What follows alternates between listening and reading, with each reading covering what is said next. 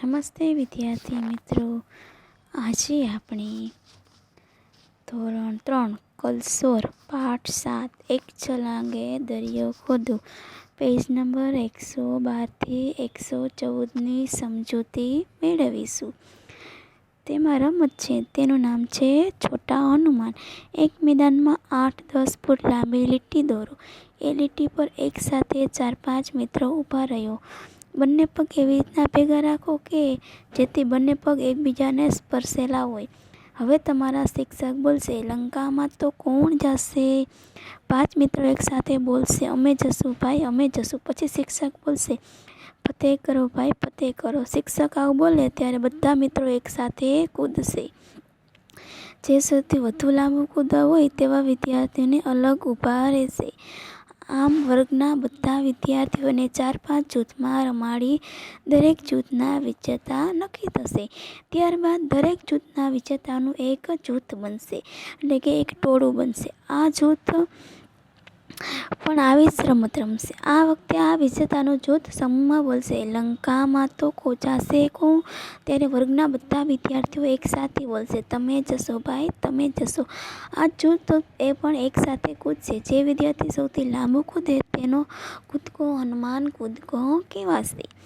એક જૂથના વિજેતા 4 ફૂટ કૂદે છે, એ જ જૂથના બીજા વિદ્યાર્થીઓ 3.5 ફૂટ કૂદે છે. ત્યારબાદ બીજું જૂથ આવે છે, જેના વિજેતા 3 ફૂટ કૂદે છે. આવું જૂથ થાય ત્યારે વિજેતા જૂથમાં કોને કોને રાખવા જોઈએ તેની ચર્ચા શિક્ષક સાથે કરીશું. પછી બીજું છે ગીત. હનુમાનજી દેજો સંદેશો મારા રામને, આટલું કહેજો મારા રામને. હનુમાનજી શું કહે છે સીતાજી? કે હનુમાનજી આટલો સંદેશો મારા રામને તમે પહોંચાડી દેજો. અશોકવનમાં ઝૂરી રહી છું, રામના વિયોગની વેદના સહું છું.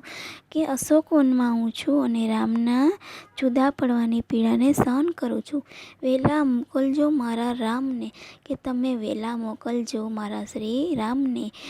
લંકા નગરી તો સોને મઢેલી, રાક્ષસોની ભૂમિ છે દગા ભરેલી, અને એવું કહેજો મારા રામને. કે હનુમાનજી તમે મારા રામને એટલું કહી દેજો કે લંકાની નગરી તો સોને મઢેલી છે, પણ તેની ધરતી રાક્ષસોની છળ કપટથી દગાખોરથી ભરેલી છે, એવું મારા રામને તમે કહી દેજો.